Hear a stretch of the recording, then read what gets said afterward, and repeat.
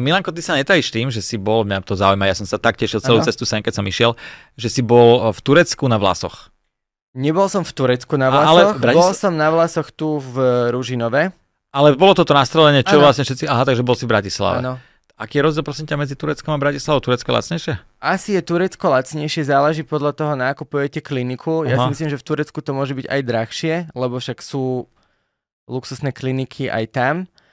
A hlavný rozdiel je podľa mňa v tom, teda čo som aspoň videl, je takisto ako aj so zubami v Turecku, že oni sú trošku drastickí, lebo to ide ako na páse a vám povedia, že vám vyberú 2500 štepov, čo je strašne veľa a ako ani sa to nedá reálne urobiť na jedno sedenie. Oni to tam robia, že 2, 3 majú na to taký stroj, čo to vyberá, len tie vlasy sa vám potom nemusia ujať. A to sa vlastne, neviem, či vieš, ako sa to robí. No ja som to sledoval, lebo ja sa ti priznám, redne to. Už mi to začína tie kúty rednúť a ja som nad tým normálne koketoval s touto myšlienkou, že by som to dal spraviť a preto som rád, že si tu, lebo ty mi teraz poradíš. Je to absolútne, to nie je vôbec niečo, za čo by sa mal človek hanbiť. Ja napríklad som si dal urobiť kúty, ja som tam nikdy vlasy nemal, že ja mám tvár čela, ako mi rástli vlasy, vždy som nosil vlasy dopredu, pretože mne rástli vlasy s takými vykrojenými kútmi. To je jedno, či som mal 12, vieš, že mne to neustúpilo, bolo to stále rovnaké. No jasné. Takže ja som si dal vlasy vlastne nasadiť tam, kde som ich nikdy nemal. Ale tie vlasy ti vyberajú z tvojej darcovskej zóny, to je vzadu.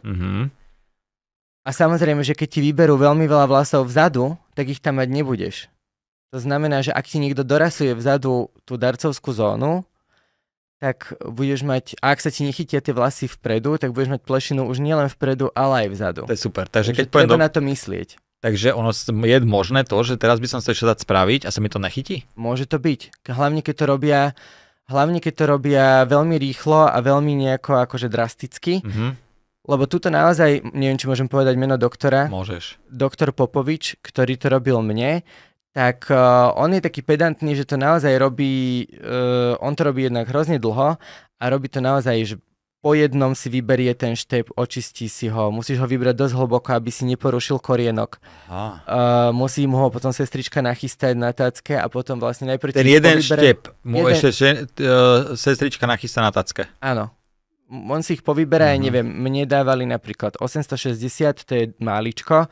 Keď niekto má už ustúpené čelo, tak to býva tak, že od 1400 do 2000 štepov je taká bežná dávka. A naozaj to trvá celý deň. To ako... Boli to?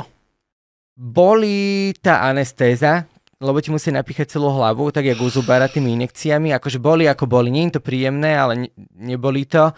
A potom trošku boli 2 dní, keď ti anestéza odíde a ty doma sa hojíš. Ale je to tak, že 4 dní asi v pohode. A potom čo to hneď akože nejak začne rašiť na tej hlave? Či máš, nemôžeš si šiltovky, dajme tomu? 3 dní by si šiltovku nosiť nemal.